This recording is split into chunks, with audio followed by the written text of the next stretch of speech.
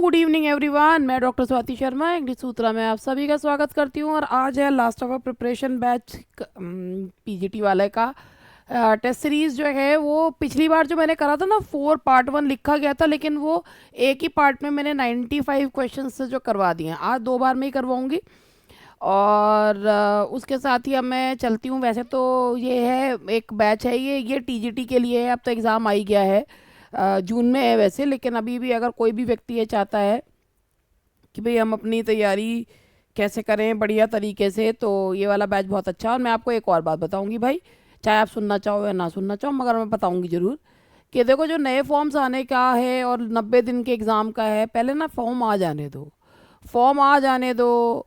Syllabus वगैरह अगर नहीं भी चेंज होता है तो कुछ ऐड ऑन वगैरह तो नहीं हो रहा है, उसके बाद ही आप कहीं पर ख़रीदे तो बेहतर रहेगा। वैसे पैसा आपका है, चॉइस आपकी है। और आपने वो है ना, रॉबर्ट फ्रॉस्ट की पोएम है द रोड नॉट टेकन, और उसमें एक ही बात है, your choice decides your future. The same is the thing. तो अब आप लोग जो है वो आपके ऊपर डिपेंड करता है कि आप लोग क्या जो है वो चूज़ करते हो। बट अभी फॉर्म्स आ जाने दो, तो उसके बाद ही कोई बैच खरीदना चाहिए कि क्या है क्या नहीं है, क्योंकि इतना पढ़ के करोगे क्या। हाँ,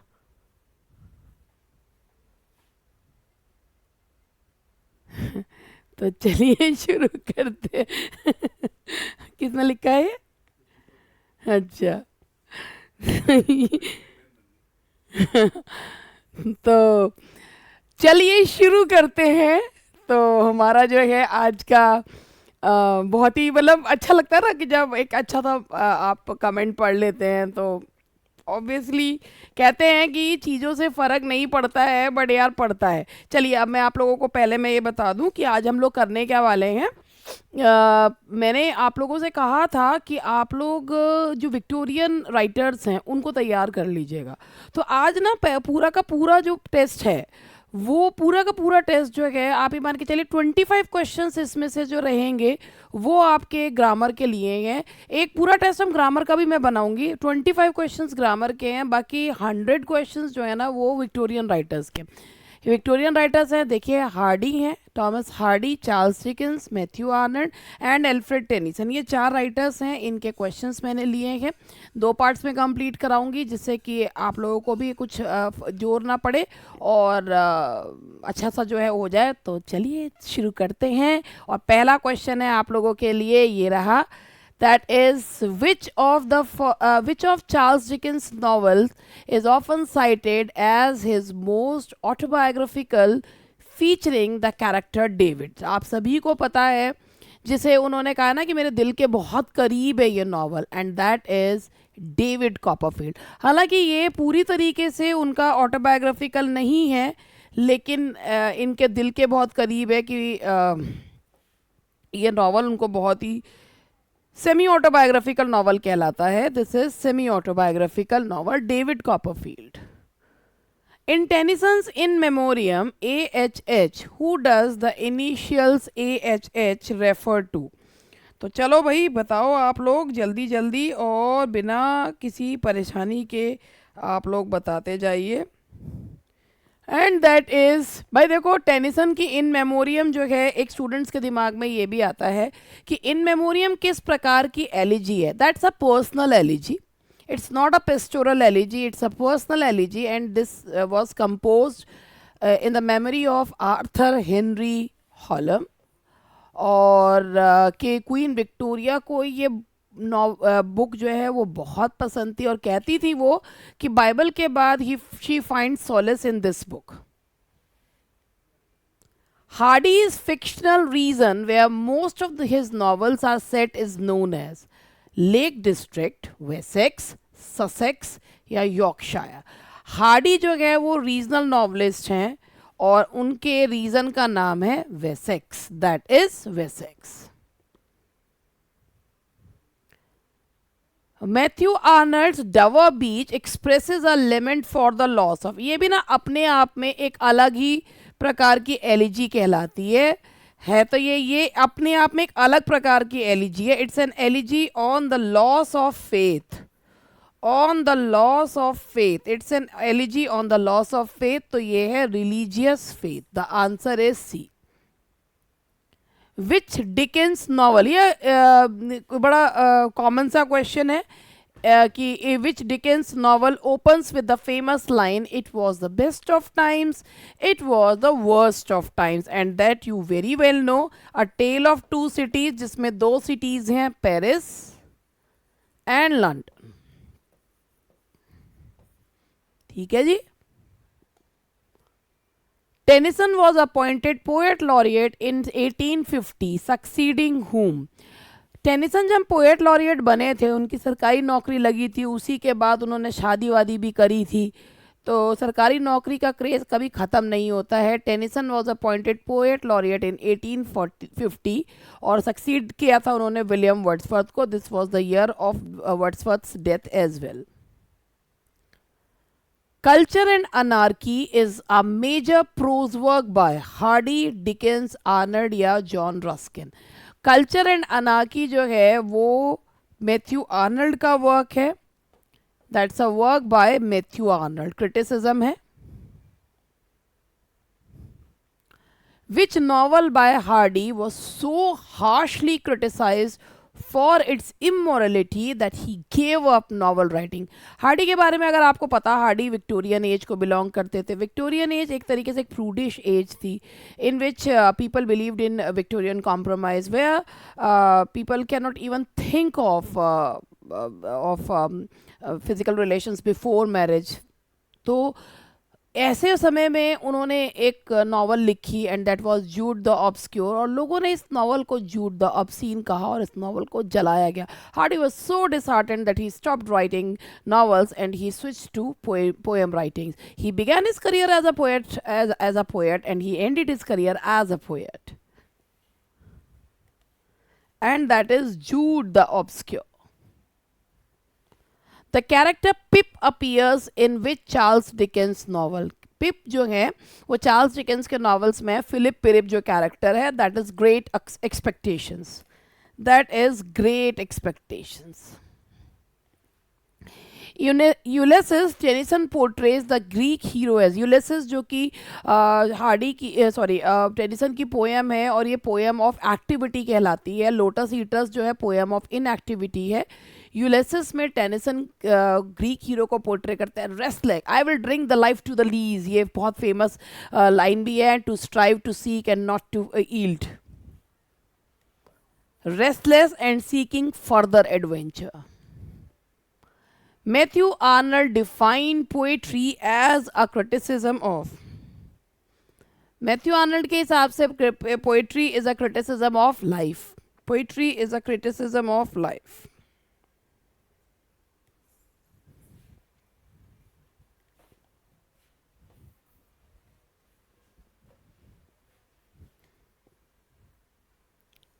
Which Hardy novel features the tragic figure Michael Henchard? Michael Henchard जो है ना, मेरे को खुद भी ना उससे बड़ी ही वो कहते हैं ना कि जैसे किंग लियर अपने बारे में कहते हैं ना, I am a man more sin than against sinning, कि इतने तो मैंने पाप करे नहीं जितने मुझे पापों की सजा मिल रही है। Same was the case with Michael हेंचर्ड।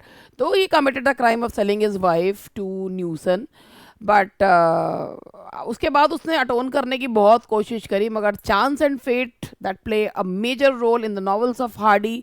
अब फिर तो बेचारे का डाउनफॉल ही होता चला गया, and that is the Mayor of Casterbridge. Coketown is the industrial setting for which Dickens novel? Coketown, Hard Times, Dombey and Son, Bleak House या Martin Chuzzlewit? And that is, ये थोड़ा सा जो है ना डिकेंस के कैरेक्टर्स एंड ऑल दैट जो है, that is Hard Times. Coketown is the industrial setting for which Dickens novel, and that is Hard Times. चलिए आगे बढ़ते हैं।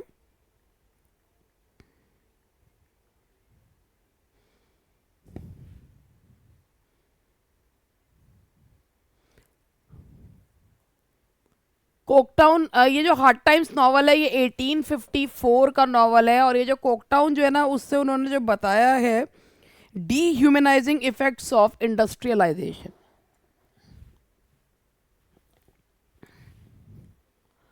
The charge of the Light Brigade by Tennyson commemorates an incident. Cannon to the right, cannon to the left, बड़ी प्यारी सी poem है, और ये जो है क्रीमियन वॉर पे है. It's a poem on Crimean war. Arnold's Thyrsis is a monody on the death of. Thyrsis एक पेस्टोरल एलिजी है. इन मेमोरियम पर्सनल है. थायरसिस पेस्टोरल एलिजी है. और थायरसिस जो है ना एक मोनोडी है. मोनोडी का मतलब होता है कि जिसमें जो विलाप करने वाली आवाज़ होती है वो एक ही होती है. मतलब only one person Greaves over the bevel over the death of someone. तो ये उनके बहुत प्रिय दोस्त थे जिनका नाम था आर्थर ह्यू क्लो, और उनकी मृत्यु पर उन्होंने ये पोएम कंपोज करी है Thyrsis, and it's a pastoral elegy. The president of the immortals had ended his sport with Tess is a famous concluding line. Hardy की बहुत ही जो है फेमस नॉवल है Tess of the d'Urbervilles. This novel was also criticised harshly, क्योंकि उन्होंने जो है ना a pure woman presented faithfully, ये उन्होंने उसका टाइटल दिया, सब टाइटल दिया था. और लोगों के हिसाब से if someone if Victorian age में if a woman has been seduced by someone or she made a relationship before marriage and she also gave birth to a baby out of wedlock, तो भैया वो औरत pure कैसे हो सकती है.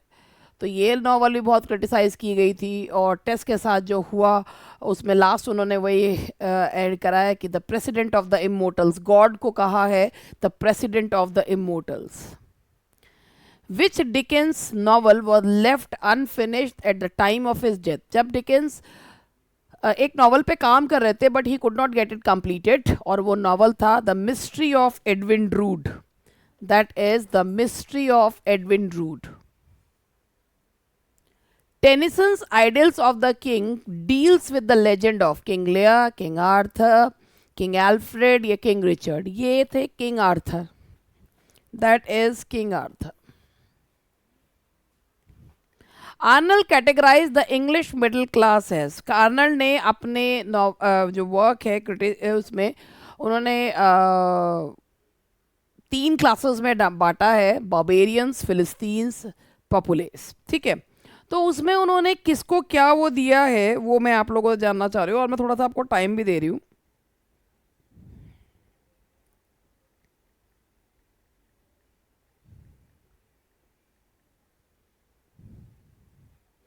देखिए 3 इनका एक बहुत ही फेमस जो है वो इनका एस्से है, और जिसका नाम है कल्चर एंड अनार्की. एक वर्क पीस ऑफ क्रिटिसिज्म है कल्चर एंड अनार्की, जिसमें जो 3 क्लासेस उन्होंने ली है. बार्बेरियंस जो हैं वो है एरिस्टोक्रेसी,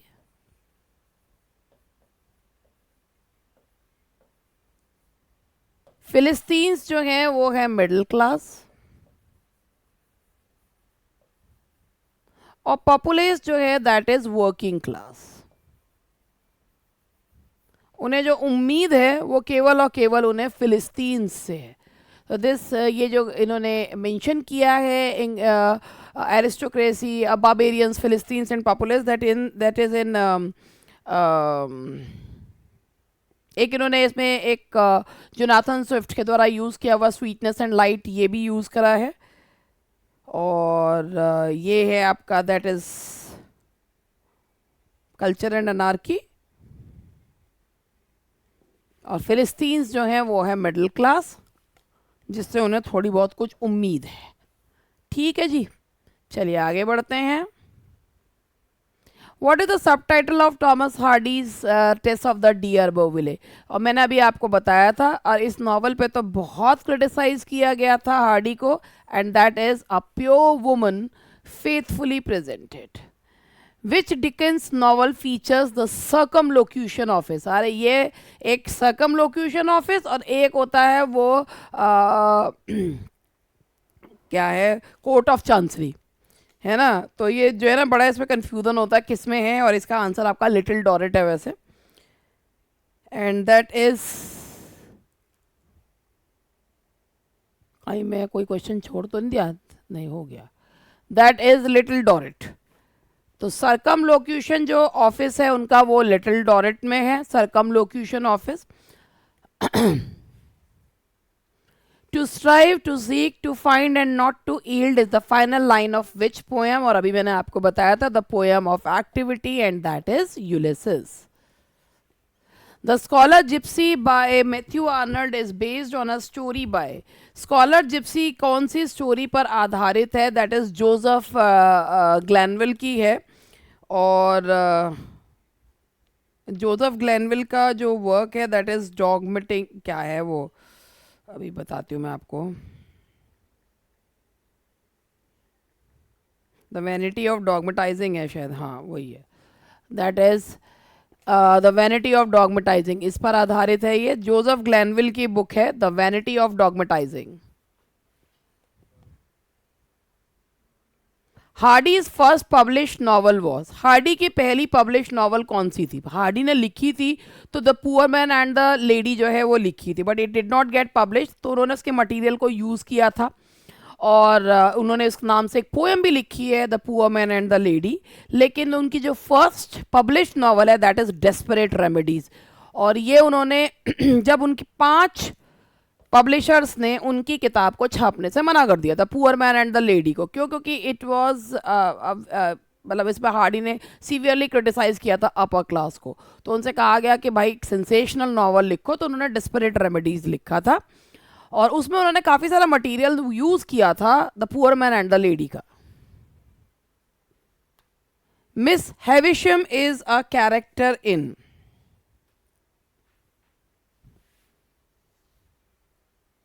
मिस हेविशम जो कि एक स्पिंस्टर दिखाई है, she is a character in Great Expectations. She जो हमेशा अपना वेडिंग गाउन पहने रहती हैं और भूत की तरह फिरती रहती हैं. Tennyson's the lady of chalet is based on, जिसमें लेडी है वो हमेशा एक वो बुनती रहती है, एक जाला बुनती रहती है. And she was cursed that she can not look to the town, the camel, जो कैमलेट टाउन की तरफ. तो वो आर्थरियन लेजेंड्स पर आधारित है. It is based on Arthurian legends, King Arthur की कहानियों पे. Who is the scholar gypsy searching for in Arnold's poem? कहते हैं आर्नल्ड की जो पोएम है ना उसमें जो स्कॉलर जिप्सी है ना, ही हैज़ बीन वेटिंग कि कब उसकी आत्मा को ईश्वर जो है अपने पास बुलाए. तो he has been waiting for the spark from heaven, the spark from heaven. Hardy's collection of poems, Wessex Poems, was published in 98, 88, 1901, 1874, and the answer is 1898. 1898. ये ईयर्स याद करने में बड़ी तकलीफ होती है मुझको. आप लोग तो होशियार हैं.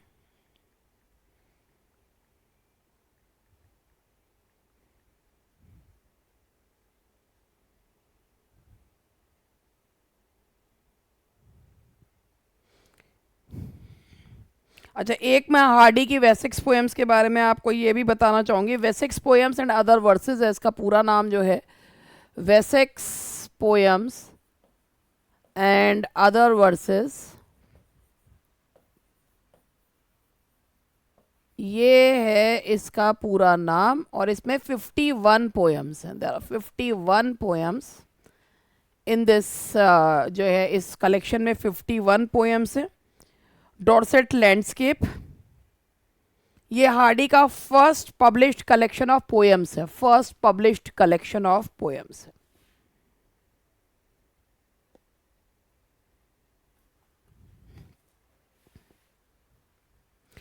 विच Dickens novel attacks the delays in the court of Chancery? तो वही है जो ऑफिस ऑफ सर्कमलोकेशन है that is Bleak House. Sorry, office of circumlocution है लिटिल डॉरेट और कोर्ट ऑफ चांसरी है bleak House. Court of Chancery Jarndyce versus Jarndyce, that is Bleak House. Tennyson's Tithonus monologue है, ये भी dramatic monologue. Laments the burden of, Tithonus जो है ना, aurora जो है उसके लिए एज तो मांग लेती है मगर यूथ मांगना भूल जाती है और वो बहुत ज़्यादा परेशान है कि, और उसमें कहते हैं एक लाइन भी है इसकी बहुत फेमस कि क्या है, स्वान डाइज एंड मेनी अ समा पास बाय अ स्वान डाइज, कुछ ऐसी लाइन है इसकी. अभी मुझे पूरी तरीके से याद नहीं आ रही है मगर फिर भी मैं कोशिश करती हूँ कि मैं उस लाइन को चेक करूँ.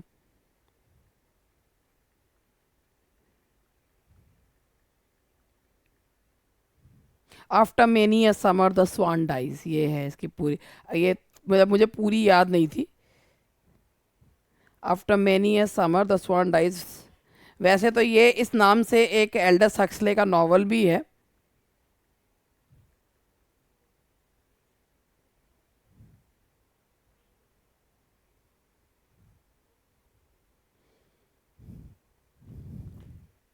इसकी लास्ट लाइन है आफ्टर मेनी, ये एक इसी नाम से एल्डस हक्सले का नॉवल भी है। और ये जो है eternal life without youth, after many a summer a swan dies. Arnold का जो टचस्टोन मेथड था, that is used for writing drama, judging the excellence of poetry, analysing prose या बायोग्राफिकल रिसर्च। जो टचस्टोन मेथड था वो था कि भाई judging the excellence of poetry. Eustacia Y is the protagonist of which Hardy's novel? The Return of the Native, The Woodlanders, Two on a Tower, Desperate Remedies. And that is The Return of the Native, जिसमें एग्डन Heath भी एक character की तरह है। The Return of the Native. Mr Gradgrind is a character in, और जो utilitarianism को बताते हैं वो हैं हार्ड टाइम्स में। That is in hard times. जो यूटिलिटेरियनिज्म को बताते हैं Hard Times. Nature red in tooth and claw is a phrase from which Tennyson's poem. ये है आपका, दैट इज इन मेमोरियम का ही है। Nature red in tooth and claw, and this is a line from In Memoriam. Arnold calls Oxford the home of lost causes, great minds, modern industry, yeah, scientific discovery, and that is great minds.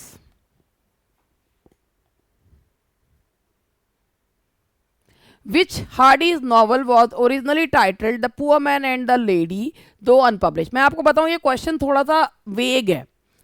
Hardy ने केवल material use किया था desperate remedy के लिए, और poor man and, मतलब उनको जब कहा गया था कि भाई ये नॉवल इस लायक नहीं है, the poor man and the lady, की ये इतना ज़्यादा इसमें अपर क्लास को क्रिटिसाइज़ किया गया है कि दिस नॉवल विल, मतलब ये विल नॉट डू अवे, और इसको 5 पब्लिशर्स ने इसको रिजेक्ट कर दिया था। देन हार्डी ने जो है ये नॉवल में को मतलब डिस्कार्ड करके एक नया नॉवल लिखा था, एक सेंसेशनल नॉवल था, that was Desperate Remedies, which was his first published work, and he use some of the material from that. तो ये थोड़ा सा वेग क्वेश्चन है, मगर अगर इस तरीके का आता है तो इसका एक आंसर डेस्परेट रेमेडीज हो सकता है, मगर इसका ये जवाब नहीं है actually. In A tell of to Cities, which two cities are being referred to? तो 2 सिटीज जो रेफर की गई हैं वो हैं London and Paris, that is London and Paris. The palace of art is a poem by, palace of art जो poem है that is by Tennyson, Alfred Tennyson. Arnold's Empedocles on Etna is a dramatic poem, epic poem, ballad या sonnet sequence?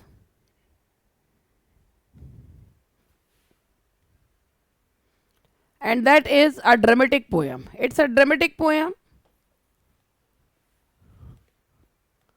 Hardy का जो डायनेस्ट है, जो Napoleonic Wars पर आधारित है, that is a verse drama और लिरिक ड्रामा, लिरिकल ड्रामा कहना चाहिए वैसे, लिरिकल ड्रामा, वर्स ड्रामा या लिरिकल ड्रामा, और it is based on Napoleonic Wars.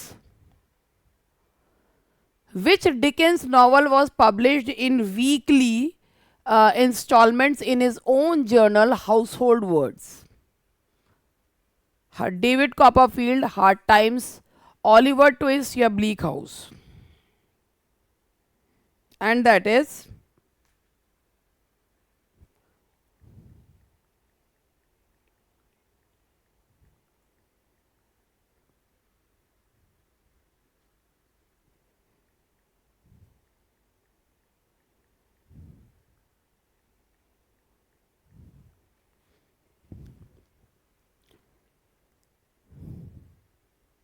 देखिए इसके बारे में ये है, इसका आंसर है हार्ड टाइम्स। हार्ड टाइम्स जो है वो पब्लिश हुआ था उनके अपने जर्नल जो है हाउस होल्ड वर्ड्स में, और ये आया था क्योंकि ये जो है ना ये सीरियलाइज हुआ करते थे। तो अप्रैल फर्स्ट से ले अप्रैल 1 से अगस्त 12 1854 तक ये नॉवल जो है सीरियलाइज्ड हुआ था, Hard Times. Break break break was written by Tennyson on the death of. Break break break जब उन्होंने लिखी थी, ये जो पोयम है ये उन्होंने अपनी, एक छोटा सा लिरिक है ये, और ये पोयम लिखी थी उन्होंने अपने दोस्त आर्थर हॉलम की मृत्यु पर। It was written on the death of Hallam. Who wrote the function of criticism at the present time? Hardy, Arnold, Dickens या टी.एस. इलियट। क्रिटिक, इसमें से क्रिटिक कौन से हैं? And that is Matthew Arnold. Disinterestedness का भी उन्होंने इसमें दिया है, disinterestedness. Gabriel Oak is the hero of, जैसे बाथशिबा एवर्डीन, गैब्रियल ओक, ये बड़े रिपीटेड से जो है कैरेक्टर्स है, और ये है that is far from the madding crowd, जिसका टाइटल जो है कहाँ से लिया है? ग्रे की पोएम से, elegy written in a country churchyard से। The character Fagin appears in, the character Fagin appears in Nicholas Nickleby, Oliver Twist, David Copperfield या Great Expectations, and the answer is Oliver Twist. The answer is Oliver Twist. The Lotus Eaters is based on an episode from Lotus Eaters, जो कि Ulysses का के साथ की ही poem है, मगर Ulysses is a poem of activity and Lotus Eaters is a poem of inactivity. तो Lotus Eaters जो है वो based on episode from, and that is Odyssey. The answer is Odyssey, Odyssey B. Arnold Sohrab and Rustum is an episode taken from. Matthew Arnold का जो work है Sorab and Rustam, वो लिया गया है, that is Firdausi Shahnameh, Firdausi Shahnameh. Hardy describes, Hardy कभी भी अपने आप को ये नहीं कहता था मैं पेसिमिस्ट हूँ, all the people stamped him by stamped him being pessimist, but वो अपने आप को मिलियोरिस्ट कहते थे। And what is the meaning of meliorist? The world can be made better by human efforts, कि दुनिया को रहने लायक बनाया जा सकता है यदि हम प्रयास करें। So the answer is the world can be made better by human efforts. Sketches by Boz was the first publication of, and that is Sketches by Boz जो work है, that is Charles Dickens। Crossing the Bar जो वैसे तो last poem मानी जाती है इनकी, Tennyson की, है नहीं वैसे उनकी ये पोयम लास्ट पोयम है नहीं। इनकी लास्ट पोयम जो है वो ड्रीम है शायद, जो अगर मुझे सही याद पड़ रहा है तो टेनिसन की लास्ट पोएम ड्रीम का, पढ़ बीच में से देख लेती हूँ, किताब में से देखती हूँ, मगर मैं अपनी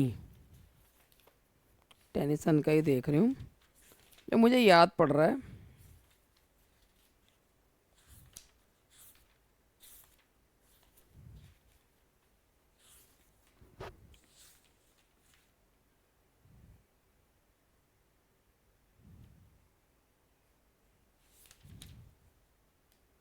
हाँ, ड्रीमर, ड्रीम नहीं है, ड्रीमर है। ड्रीमर लिखी थी इन्होंने 1892 में, और क्रॉसिंग द बार लिखी थी written a year or so before the poet's death. ये एक एपिटैप की तरह है।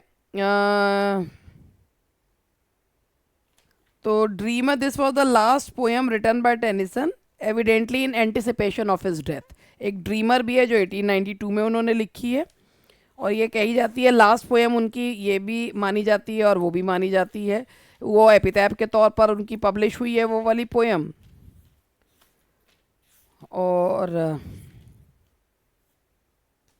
1892 में ही लिखी है ना ड्रीमर, जो लिखी है ड्रीमर। और एक इसकी बहुत ही जो है ना,